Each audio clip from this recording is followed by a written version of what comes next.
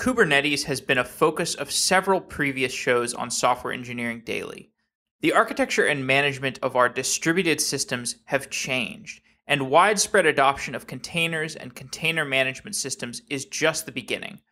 Joseph Jacks from Kismatic joins the show today to give us a perspective on the past, present, and future of container management. Joseph also talks about his company Kismatic, which provides enterprise support for Docker and Kubernetes. Before we get to that episode, a few things. Software Weekly is a newsletter that we put out every Sunday evening to condense what happened in the world of software over the previous week. You can sign up for Software Weekly or join our Slack community at softwareengineeringdaily.com. Also, Software Engineering Daily is looking for new sponsors. If you are interested in advertising on the show, send me a message at softwareengineeringdaily@gmail.com. After a quick message from today's sponsor, we will get to this episode, Kubernetes and Kismatic with Joseph Jacks.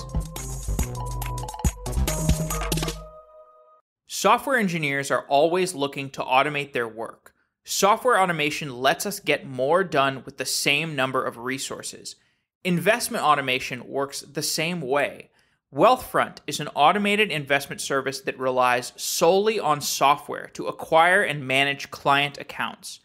Traditional investment services have many humans in the loop, advising clients and taking fees.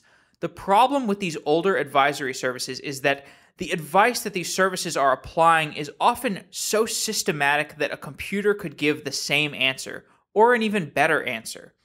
Wealthfront takes a new approach with software-driven automated investment that provides better returns through software engineering. Go to wealthfront.com/SE daily to get a special offer for our listeners. $15,000 managed for free when you open your account. Don't pay commissions and account fees. Maximize your gains with Wealthfront's set it and forget it investment automation. Check out wealthfront.com/SE daily. It would support Software Engineering Daily, and it would also introduce you to the world of automated investment, so you can see if you like it or not. Wealthfront.com/SE daily. Thanks to Wealthfront for sponsoring the show. You've been a loyal sponsor, and we really appreciate it. Now let's get on with the show.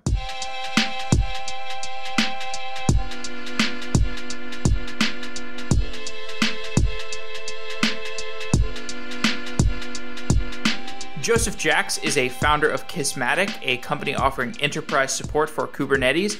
He's also a part of the Cloud Native Computing Foundation. Joseph, welcome to Software Engineering Daily. Thanks for having me.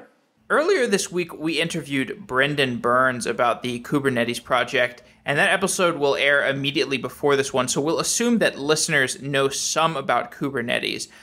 You write that it is no secret that Kubernetes is one of the fastest growing open source projects around, perhaps ever. Why is Kubernetes growing in popularity so quickly? Yeah, that's a great question. I mean, I think a lot of people are asking this question, especially considering how popular Kubernetes is these days in relation to where it was, less than 2 years ago, and sort of taken a lot of people by surprise in that regard. I think it's kind of a function of timing. So we're really seeing a huge change in software development and operations towards embracing containers and sort of as a new packaging paradigm for code, as well as deployment and management of applications. And in conjunction with that, people are sort of being forced to solve problems at a bunch of different levels of the stack. Particularly around how networking works, how load balancing works, how you sort of discover services, how services stay alive. And so I think over the last, probably 2.5 to 3 years, we've seen a big rise in popularity of these different cluster management, orchestration, scheduling systems. And there's a wide variety of them out there.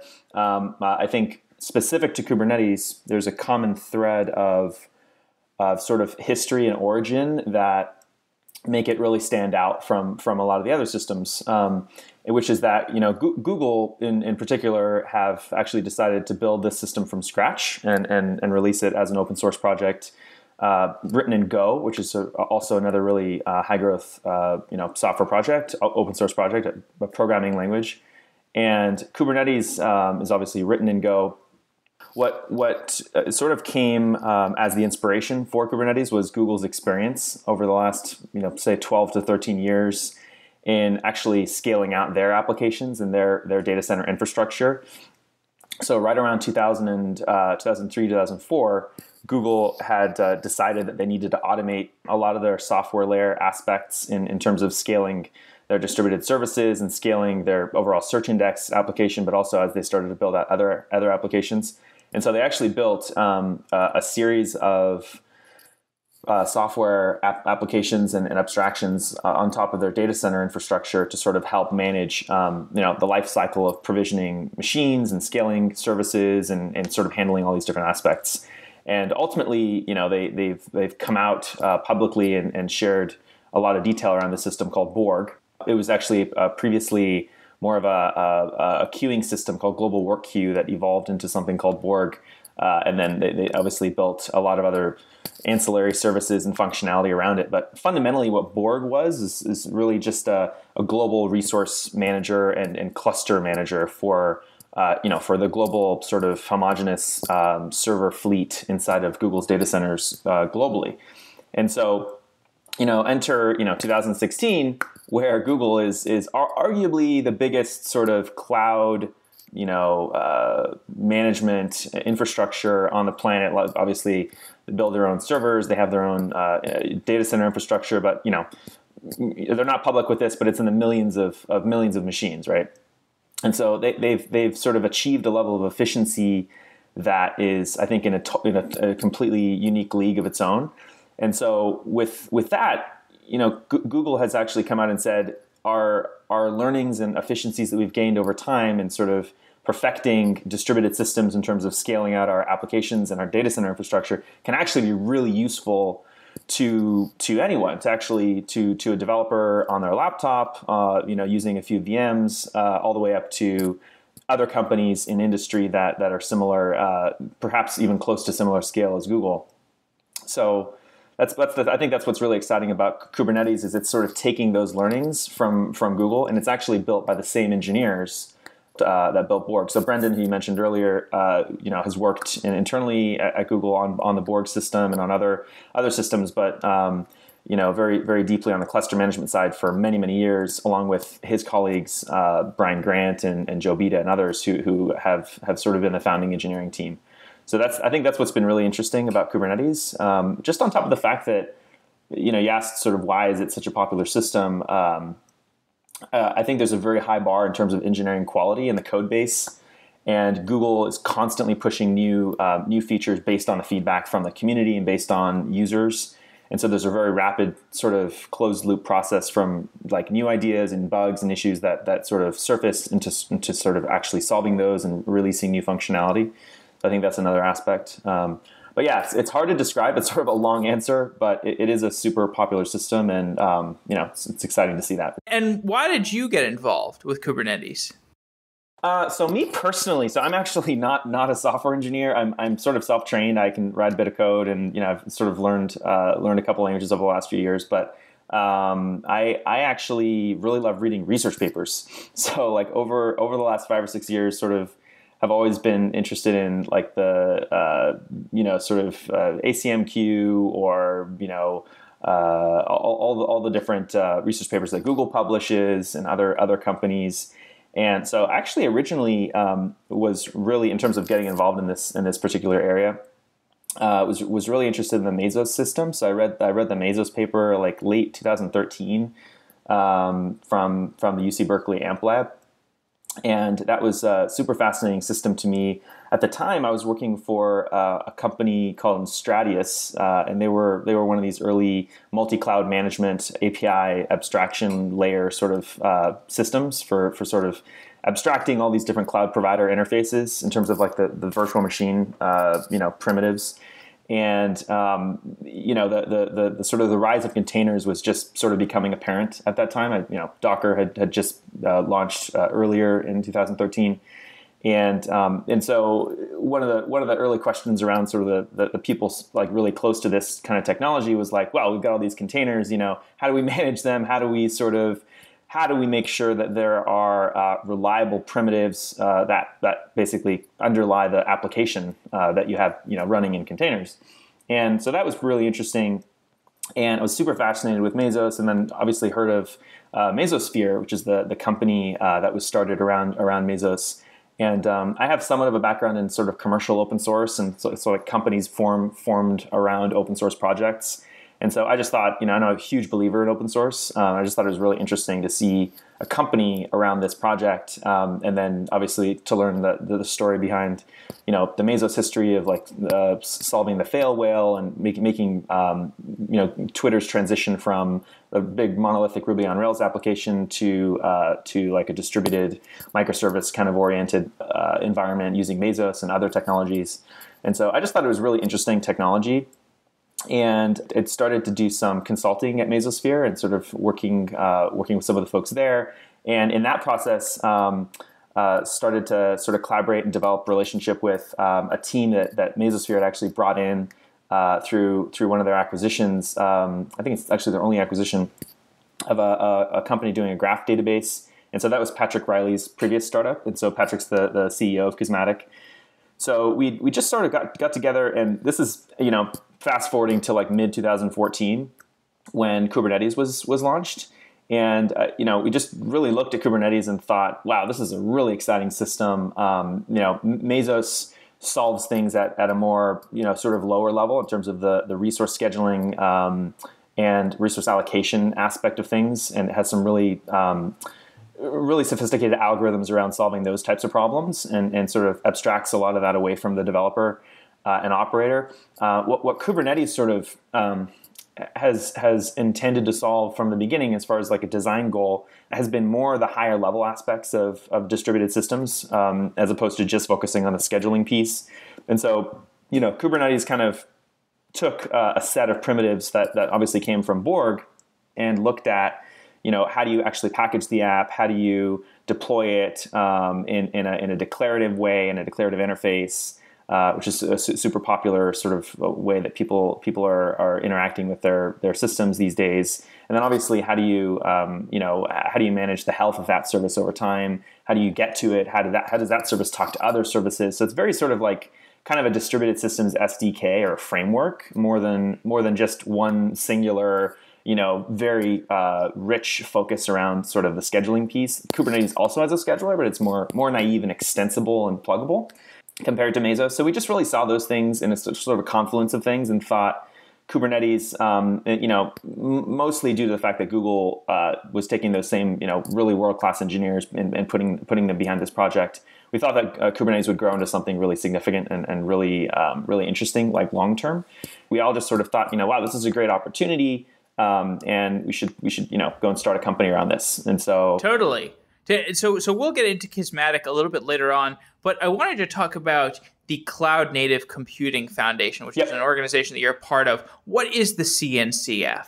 Great question. So CNCF is a new collaborative project under the Linux Foundation. So fairly recently, this is like within the last 2 or 3 years, Jim Zemlin, who's like the president or executive director, I can't recall his title, but he's like the guy that runs the Linux Foundation. Linus Torvalds reports to him, and like he has basically like all the projects under him.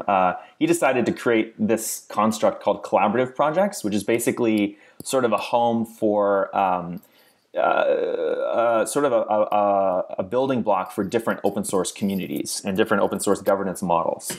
And so what came out of that was like Open Compute Foundation is one of these collaborative projects, Cloud Foundry Foundation, a variety of others, and now Cloud Native Computing Foundation. And it's really a set of things. So it's a governing body of technologists and engineers, mostly sort of coming together around a set of common goals and initiatives. And CNCF in particular is very focused on cloud native technologies. Now, cloud native is something I think as a term that we're still kind of conditioning people into understanding really what it means, because it's very semantically, complex, and a lot of people look at it in different ways. But the way CNCF describes cloud native is systems that are container packaged, microservice oriented, and dynamically scheduled. And what that really means is, things that really fall into the bucket of systems like Kubernetes. So Kubernetes was actually the first project that was donated into CNCF. And CNCF was really sort of kicked off by the founding team from Kubernetes at Google in order to really decouple Kubernetes from Google and essentially bring it into its own governance body and its own governance model. Yeah, so let's talk more about that. So you wrote this blog post last July, which was detailing the reasons for CNCF to exist. And the one that you focused on the most was decoupling Kubernetes from Google, as you just mentioned. Why is this the initial focus of the CNCF? Why is it so important that Kubernetes gets decoupled from Google? And what are the aspects of Kubernetes that are tightly coupled with Google?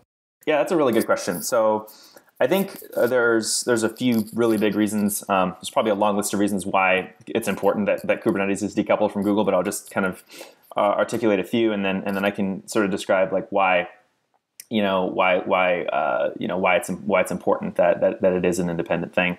So Kubernetes was obviously built by Google, which means that the majority of the commits and the majority of the sort of the code base is actually written by Google engineers. In the very beginning, we sort of started to see a lot of excitement around the project. So companies like Red Hat and CoreOS and Kismatic and many others really started to contribute pretty heavily to the project and get excited about it, either by building their own projects or their own distributions, or just writing upstream functionality or contributing new ideas. And so obviously I think Kubernetes started to develop as a full-fledged kind of open source project in and of itself outside of Google, but it was still owned by Google, up until the creation of the CNCF and that the whole construct. So, in terms of, the lower level things, IP, the brand, the name, the code base, you would go to GitHub and it would be GitHub/Google Cloud Platform/Kubernetes, right? And it was sort of very evident that it was a Google project and Google owned.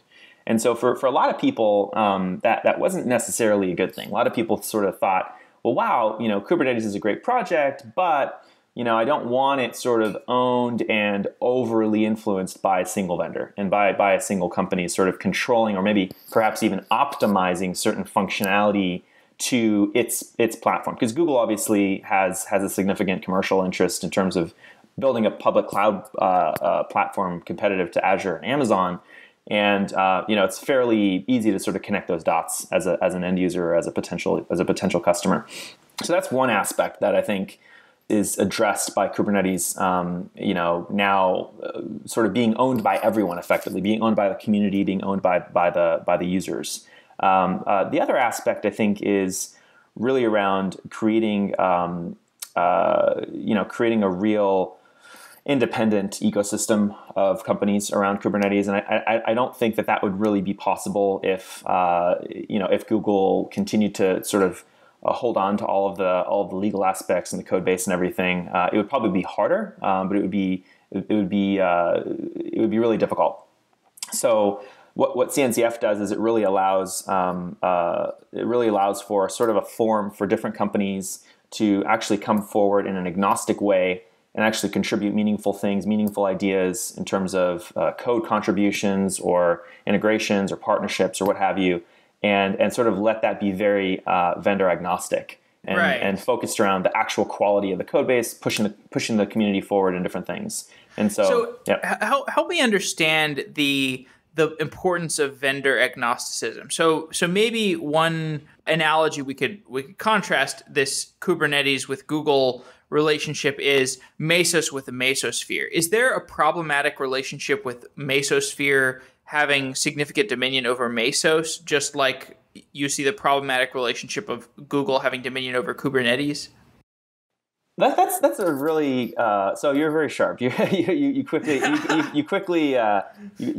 assessed different models. I don't think any model is necessarily right. It's just different. And so with Kubernetes living in its own foundation, I think it directly addresses a lot of the concerns and issues around sort of the single vendor effectively owning and potentially benefiting from the success of that project over time. ultimately, you look at things like, the Cassandra project in the NoSQL world. There's effectively one vendor, which is DataStax, kind of owning a lot of the evolution in terms of the patches and bug fixes and the functionality and the roadmap and all these different things. Obviously, there's a lot of people contributing, but you sort of it's Apache Cassandra, so there's like PMC chairs, there's people who are like very actively involved, and the majority of those are DataStax, employees, right? I mean, this might not be 100% accurate, but I'm just using that as an example because I think that's a fair example. I think that potentially might stay the case or resemble Mesos and the Mesosphere dynamic. Again, I don't think it's good or bad. It's just different, and people sort of have to make their own decisions around that. But ultimately, as everyone has opinions and is sort of welcome to have their own opinions. I'm fairly opinionated around the fact that open source projects, which ultimately live in sort of vendor agnostic foundations or constructs, communities, sort of are set up for the higher chances of widespread success, widespread use over time. And I think it's kind of like if you look at the Apache Software Foundation as something to sort of maybe use as a reference point for CNCF and sort of how CNCF is evolving. I think ASF has really set a really solid example of sort of an umbrella for lots of different open source projects to live, but also different projects that potentially might be competitive. And so that's something that we sort of can hint at with the future of CNCF, where Kubernetes is for now the only project that's granted into the CNCF, and that is effectively the first project. But over time, there will be more open source technologies built into CNCF, and potentially even competitive ones. And so we sort of look at that and sort of see that ultimately it's more around the vendor agnostic governance model and sort of how do we build an ecosystem as opposed to a very opinionated set of tools that that may or may not compete. So speaking of things that may or may not compete, I and we're talking about Mesos and Kubernetes. I keep hearing about people running Kubernetes on Mesos, but I don't hear about the reverse. I don't hear about Mesos running on Kubernetes. And I've been trying to understand the subtle differences between Kubernetes and Mesos. Could you describe how they differ and why people would want to run one on the other? Yeah, that's a good question. So, I mean, Mesosphere is actually one of the companies that I didn't mention earlier that's actually directly contributing to Kubernetes. And they actually have a really friendly stance toward the project. I think their approach is a bit different from other companies in the ecosystem that are perhaps building Kubernetes distributions or platform as a service offerings on top of Kubernetes, or that sort of use Kubernetes primitives as a building block. What Mesosphere has sort of proposed and contributed in terms of their code contributions to Kubernetes, among other things, is a Mesos framework for Kubernetes. And so if you look at how the Mesos project itself sort of works, obviously you have the low-level scheduler resource manager piece that I mentioned earlier, which is the sort of, very, well-defined, and I don't want to say monolithic, but, you don't really extend the low-level Mesos piece if you're using Mesos. You sort of just, call the API and, you build things on top of that API. It's sort of, the Mesos system is a C++ system, and there's a lot of people that don't, sort of have those skills to go in and dig into the organs of the Mesos system. So you build frameworks. And so what frameworks do is sort of encapsulate the logic of a service or an application that you might want to run on top of Kubernetes, or a system for launching different things that has different sort of way of dealing with restarts and recovery and sort of different types of application workloads. And so there's a variety of different frameworks. Another word for frameworks in the Mesos world is a scheduler, so scheduler framework. So there's things like Marathon, which the Mesosphere team built. And Marathon is essentially for running web service, sort of long-running oriented applications. Things like Chronos for doing sort of dependency chain-based kind of cron-style workloads and tasks. And things like Aurora, which is somewhat similar to Marathon, that Twitter built with their own sort of DSL and their own syntax. And so they actually built a way that you can sort of encapsulate a number of the Kubernetes primitives inside of a Mesos framework and actually run that against the Mesos API. So things that actually come out of that, and some potentially useful aspects would be running multiple Kubernetes clusters side by side and sort of different versions, and perhaps comparing those two or sort of different clusters. You can do the same, effectively with Kubernetes clusters just running on bare metal or directly on an infrastructure. Perhaps maybe a better example would be running Kubernetes alongside a Hadoop cluster or a Spark cluster, and actually sharing all the resources in one sort of logically dynamic pool of compute resources, and having sort of Mesos figure out which resources are actually served up to those different frameworks.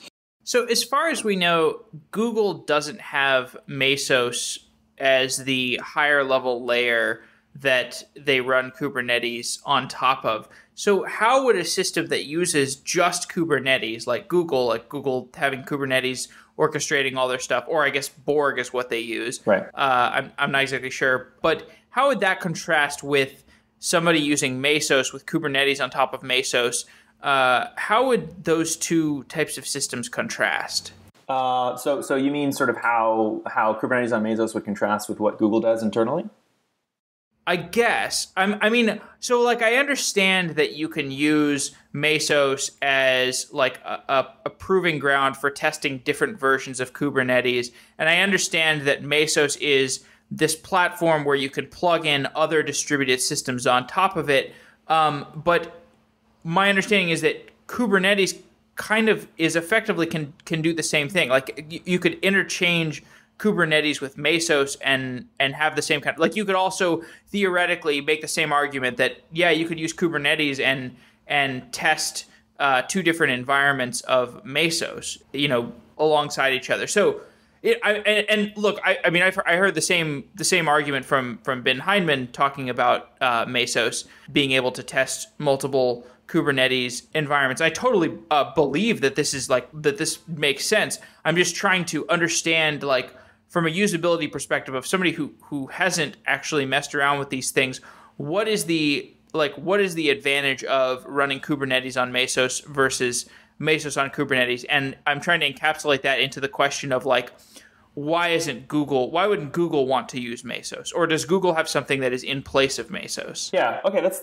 a few questions in there, but I'll do my best. So Mesos on Kubernetes is something that we haven't really heard much of, because sort of the architecture in Kubernetes allows for encapsulation of containers, mostly comprising application components. So messaging queuing, load balancing, proxying service, obviously your web server piece. Nothing distributed. Well, not necessarily nothing distributed. So you can run things like Cassandra in containers and pods on Kubernetes and achieve see some really nice benefits there, running alongside different application components. And sort of a lot of different benefits just in terms of the release the release cycle, or doing A/B deploys, or having more of a granular view of how you sort of carve out different portions of infrastructure for different services, and obviously just the ease of management of those services. But I think we haven't really heard of too many people wanting to deploy Mesos on Kubernetes, because Mesos is just a lower level system, and it sort of is better fit to just run directly on top of the hardware or the virtualization layer, as opposed to on top of another orchestration system. Frankly, again, your questions actually bring up some really interesting points, which is, you should really be considering pretty fundamentally what these systems are actually doing, because there is quite a lot of overlap. With Mesos and Marathon in particular, there's a significant amount of overlap with respect to Kubernetes. I think the big things to sort of consider there are Mesos and Marathon, again, are proven production grade systems. But they've been built for some specific kinds of use cases, and sort of Marathon, again, for launching sort of the long running web service applications that always need to stay alive. And you have sort of a specific number of tasks that comprise that web service that you sort of always want to be available. Not terribly dissimilar to how Kubernetes does replica sets or replication controller based sort of rubber stamping of services. So always want 5 or always want 10 available, and the system conforms to that desired number. some of the big differences there obviously are Kubernetes doesn't really pay a huge emphasis on the scheduler piece or the sort of the resource management piece, whereas with Mesos that's essentially like the core thing that it does. And in Kubernetes we have a wide array of primitives that handle management of the life cycle of distributed systems that inherently web applications and applications in general that people are writing these days are distributed systems if they're running on the internet. They're running in different geolocations. They have different sort of SLAs across the service layers. They have different ways of actually getting at those services. The network stack's totally redefined these days because the sort of the unit of isolation is much smaller. The speed at which people want to iterate on their services is rapidly changing. And so I think a lot of that plays into the thought process that Google's put behind Kubernetes and the design of Kubernetes. One of the other things that's really different with Kubernetes is that there's a really high degree of a decoupling across the different primitives. And so with Kubernetes, the sort of the unit of encapsulation or unit of isolation is the pod. And you can sort of think of a pod as a co-location of containers. So Docker containers or other containers in the future. And so you'd have very tightly coupled logic inside of a pod. So you might have a container that's doing some type of system service and another container doing something around a Git sync or some type of data pulling, serving operation. And you'd want to make sure that those containers are always deployed on the same host, even if they're dying or getting restarted. And so you want to run those in different pods. You want to run them in one pod. And so when that pod dies or gets restarted somewhere, it's always going to come up on the same host in order to maintain the sort of the fidelity of that for that particular piece of functionality. And so that's why Google has actually put forth this idea of a pod, which is a very, very different sort of core primitive and construct, from systems in Mesos, like where you have a task and it's just one task. And if you want to link or combine tasks, you have to write a lot of custom logic. That's just one custom aspect in other systems that sort of have to do this. And the other thing in Kubernetes is, again, as far as the decoupling and the layering of the primitives, and this is a really important piece, is something called a service. And this is probably the worst name that they could call a primitive. It's like, okay, this is my service. And, it's just like, what does this actually mean? But if you sort of parenthesize micro before service, it makes more sense. It's essentially a microservice. Right. So what effectively a service does is it gives you a virtual IP on top of a grouping of pods. So you could say these are my backend, web server pods, right? And I want to direct traffic inside the cluster to those pods or outside the cluster. So you can have sort of an external IP or a private IP that's basically fronting those pods, and that's what a service is. And you can label that service, and you can sort of select the label against that service. That's the labeling system. Labeling systems are pervasive. It's not like attributes or metadata assigned to objects. It's very different in Kubernetes. So you do assign those key value string pair object metadata to different pieces of Kubernetes and primitives, but you actually the distinction in Kubernetes, which is a huge distinction, but it's subtle. A lot of people have to sort of take their time to sort of grasp this. Is that it's actually sort of like a search query or a selector against those labels. And so instead of thinking hierarchically about your application stack or your services and sort of labeling, this is a parent of this child and this child is branched off into these separate units and sort of having to think about that in a traditional configuration model. With Kubernetes, you basically assign these labels of, Jeff-QA/v1.1, right? And then you would sort of use that, syntax. Again, it's a totally, key value pair oriented thing, so you can label it whatever you want. And the selector through the command line or through whatever interface you like basically lets you query against those labels, and you can query against parts of the labels or the full exact label, and that gives you a way to, instead of hierarchically organizing and arranging your services, to do it in a more distributed way. And so actually that's really super powerful and gives you a lot of different primitives. Those are just a few primitives in Kubernetes that I think highlight the thought process and the distinction of a system that's very, very focused on one particular thing, and in the Mesos case, sort of very rich, algorithmically intelligent bin packing and scheduling, as opposed to where Kubernetes is more focused on sort of the distributed systems aspects. And it's not better or worse. I think it's better for certain types of things, but it's obviously different in some pretty fundamental ways. Understood. So I want to talk now about Kismatic, which is a company that you're working on that provides enterprise support for Kubernetes. So Kismatic says that, or you guys talk about, you want to be for Kubernetes what Mesosphere is for Mesos. So tell me more about what the company offers and maybe give some analogs between Kismatic and these other types of businesses, like Mesosphere or Red Hat or perhaps Cloudera that build a business around an open source project. Sure. So we obviously were inside of Mesosphere when Kubernetes was launched, and we were really excited to see the Kubernetes project. Really just dived in directly when the project was launched. So we've been code contributors since the very beginning of the project, as well as really active in the community of early end users, early companies adopting Kubernetes. So what I was going to say is Kismatic's been involved in Kubernetes as direct code contributors, as well as sort of involved in the community since the very beginning of the project. So I think we have a unique perspective on some of the evolution. Other companies have been involved since the very beginning as well. Companies like CoreOS and Red Hat. But effectively, we really wanted to create a company again, sort of as by analogy to what Cloudera is for Hadoop, or what perhaps what Mirantis is for OpenStack, sort of be the complete commercial open source company behind Kubernetes. And we're well under 2 years in, and I think we have a ton of work ahead of us. But effectively, a lot of the things we've been working on have been getting companies really excited about the technology. Again, we sort of started very shortly after the project was created. So the sort of the commentary was, what's Kubernetes? Like, what's this thing? To now everyone's like, oh yeah, I run it in production too. Like, are you running it in production? Yeah. So it's a totally different dynamic now. Hundreds of companies using it in production, thousands of companies using it, 700 contributors. It's sort of like explosive growth over the last, again, less than 2 years. But we've been really focused on a lot of evangelism aspects. We founded the Kubernetes Community Conference, which is KubeCon. And so that's been a successful event.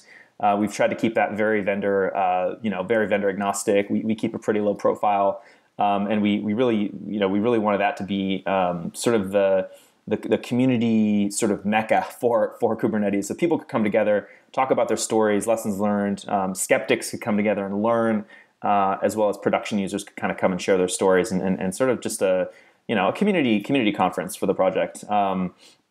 The other things we've been working on have really just been around getting people up and running with Kubernetes. And so getting them in production, getting them more sort of oriented around best practices for production setups, for configuration and integration into their existing system. So that's a big topic with large enterprises, particularly in media and banking and telco, insurance, where there's an enormous amount of investment in legacy infrastructure on the networking and the storage and sort of configuration management side of things. And so companies that are adopting this new sort of not necessarily bleeding edge technology at this point, but still very new technology, need a lot of work in terms of the systems integration side of things. So we've been focusing on a lot of that as well. And yeah, again, just really encouraging people to look at Kubernetes as a new way and a new paradigm for building and deploying distributed systems and applications, as well as obviously managing their resources, their infrastructure more efficiently. So what is a typical enterprise that would want Kismatic's help in adopting Kubernetes? Yeah, it's a good question. We've worked with companies from sort of two buckets. So on one bucket, companies that are sort of in the hyperscale internet, consumer internet space. So a good example of one of our customers is Lithium Technologies, and they're a company in San Francisco. They do like social media management, social media engagement products. They're about 500 employees, been around for maybe 10 or so years. And they have a huge Java code base, kind of like a legacy monolithic Java application that they've been sort of over the last couple of years, like breaking apart and releasing new types of services, new functionality, while obviously being able to call into the existing, the existing logic in their application. But they've been adopting Kubernetes, they've been adopting containers, and one of the things that they've needed our help with is really just around sort of the operational workflow for serving up an environment to their internal developer user. So they're in sort of the large enterprises, you typically have IT operations or systems. In the hyperscale consumer internet groups, you have cloud platforms. And so Lithium's group that basically services their internal developer constituency is basically called the Cloud Platform Group, Cloud Platform Engineering, or CPE. It's kind of a common terminology for that type of function. And what those guys are really focused on doing is sort of serving up APIs and interfaces into their developer community, such that guys and gals can come in on the developer side and say, hey, I want an API for this core service inside of the Lithium stack, and I want to be able to compose and sort of weave together these different systems that comprise of my new service and actually launch that very quickly. And I don't want to worry about machines. I don't want to worry about where things run. I don't want to have to SSH into something and change some config or some low-level object. I don't want to worry about the OS parameter or the OS layer. I just want to think about my code, ship my code, and be done with it. So our type of sort of customer end user and the hyperscale sort of not necessarily hyperscale, but consumer internet side of the bucket is the Cloud Platform Group. On the second bucket, for enterprises, you might call them legacy enterprises or companies that have been around for decades. There's typically a core IT operations department that's really tasked with traditionally serving up virtual machines effectively and carving up that infrastructure, maintaining chargeback and showback data, and figuring out how to keep track of those resources as they sort of provision them for again, developer customers. And what those guys are going through is a much more, I would call it, volatile transformation in terms of sort of how they move away from the unit of measure traditionally being the virtual machine for everything and going into this brave new world of containers and sort of understanding how Linux kernel primitives work as compared to x86 virtualization and all the different fundamental things that are big cognitive areas to sort of jump over. And then in those groups, we tend to sort of stay focused much more on the systems integration side of things. So there's lots of homegrown or traditional products that are there for load balancing or DNS or service discovery or networking that Kubernetes has its own sort of opinions around, and we sort of have to map those things into existing services. And so I guess a couple examples for you would be, on the load balancing side, there's things like F5, right, in big enterprises. And so, we've got to integrate with the F5 load balancer, or on the DNS side, there's things like Infoblox, right? So how do we rationalize the Infoblox service into our net new, Kubernetes has a built-in, DNS thing called SkyDNS, and that handles sort of the mapping of your SRV records and how you actually translate into backend services from your outbound DNS names. And so all these sort of primitives and things on the syntax side are definitely impedance mismatches with core enterprise systems that have been around for a long time. So a lot of our work is definitely around that. And in terms of other things, stability and security are really big factors for enterprises. And so we spend a lot of work around helping them in those areas. But those are the two types of companies we work with. So tell me about the challenges of scaling Kismatic as a business. Support businesses can sometimes be hard to scale because you have, you need to hire solutions architects, and those can be sometimes hard to find. Are there enough developers to deploy to customers, or are there enough customers to serve the developers that you have? Tell me about just growing the business. Yeah, so I think we've sort of decided to be really calculated around how we scale. Lots of companies in this space, have taken huge influx of capital and try to grow really quickly. We've been a little bit more focused on specific customers and learning from those customers, as opposed to wanting to really grow super quickly just in terms of headcount. And so I think from that standpoint, we've been more selective with customers as opposed to sort of taking any engagement that kind of comes our way, and learned a lot from what people are doing, and very sort of focused and serious initiatives as opposed to anyone that just wants a quick consulting engagement. But yeah, to your point, it definitely is very different. Sort of scaling a services support business, you sort of scale more linearly versus non-linearly with scaling perhaps a company where you're just selling a software product, and your unit of measure is effectively scaled through software, and so you don't have to worry about overhead growing in line with your revenue. And so I think with us, we've been really focused on helping companies, but that's always had sort of an expiration date around sort of amassing kind of a critical mass of knowledge and what people are actually doing, and translating that into a product roadmap that we pursue. So we've actually launched sort of a beta program for our open source Kubernetes distribution, and that's something that we are going to be coming out with in the coming months. But it's effectively a simplified management experience for both enterprises and for companies on the consumer internet side, in terms of just deploying Kubernetes and getting it up and running and managing the overall life cycle of services. And that's something that we will license in terms of a subscription license. One of the big distinctions there, though, is we're gonna do our absolute best to keep a lot of those components as open source as possible, and essentially to not sort of fork off into our own proprietary management dashboard, our own proprietary distribution, our own release cadence. We want to stay really true to the open source upstream in Kubernetes, which is moving very rapidly, and you're constantly seeing new features released out of that. So I can't talk terribly much more about that, but that's effectively kind of when you bring up a really good point. That's effectively the transition point that we're at now, in terms of going from support and services and training into selling a subscription that helps us grow our business more non-linearly.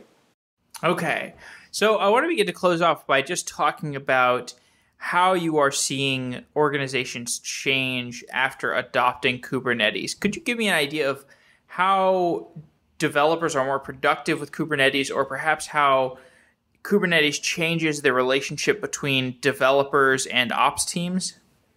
Totally, yeah. I mean, I think Kubernetes is just front and center in terms of this transformation around DevOps and sort of the roles getting redefined in terms of systems and the overall operations development, the sort of communities. I think sort of a world before Kubernetes is fundamentally more imperative and more procedural. So what we've seen in infrastructure systems over the last 5 or 6 years, particularly with the rise of OpenStack and systems that sort of provide VM primitive oriented frameworks for sort of pooling compute, is effectively an evolution of what has happened before, but at a different level of abstraction.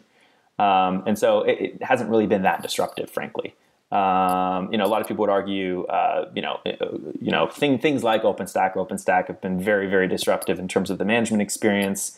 And I think they certainly have, and they've given people freedom of choice to choose at different levels. But I think the real breakthrough comes when you actually start looking at your systems declaratively. And lots of different configuration management or lifecycle management or application lifecycle management systems have sort of touted that they have a declarative or sort of an evolutionary interface into how they operate. But I think until Kubernetes came along, we didn't really see something that matched with that sort of philosophy. So with Kubernetes, I think the day after you have something running in production, the development workflow is much more akin to how you look at evolution, or things that sort of very rapidly iterate over time. And this is sort of the way that Eric Brewer articulates it. And so Eric's pretty much like the chief scientist, chief researcher at Google, behind a lot of the things they're doing on the next generation side for compute distributed systems. But he's very actively involved in Kubernetes. He actually launched the project at the first DockerCon. The way he describes what Kubernetes does is it gives you evolution, and I really like this description, because I think as developers now look at their systems, they're looking at them much more in a way that they can very rapidly increment and release new functionality, and much in the same way that mirrors, biology and evolution, where you essentially want to increment and adapt based on the changing behaviors around a specific system. And whether that's load or whether that's the type of service that you're offering, or how you want to gradually evolve compared to your competitors, or how how that system interacts with other systems that are changing or that are dependencies to it. I think Kubernetes gives developers radical improvements in productivity and efficiency, because the interface is essentially, here's my application code. I'll release it, and that's essentially what what the workflow is. You don't have to worry about what machine that actually runs on. How you keep that service alive.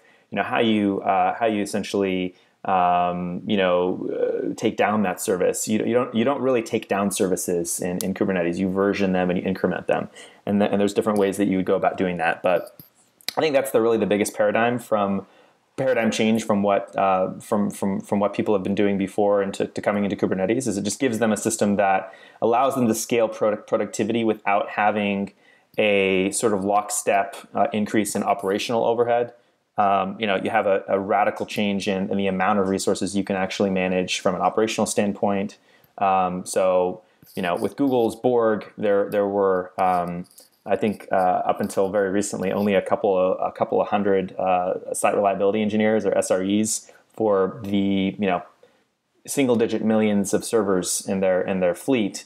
And this is an extremely high ratio of like server to operations or SRE person. If you look at a traditional enterprise, I've seen companies where there's like literally 5,000 or so machines, and there's 20 or 30 systems engineers, which is just crazy, and that just continues to grow. So it's a bunch of things, but I think those are some of the main ones. Definitely. Okay, well, Joseph, thanks for coming on to Software Engineering Daily. This has been a really interesting conversation. Sure, thanks for having me. You've definitely illuminated a lot of the aspects of Kubernetes that were a little vague to me. So thanks for coming on the show, and I'll be closely watching what happens with Kismatic and all your other work. Great. Thanks again for having me, Jeff.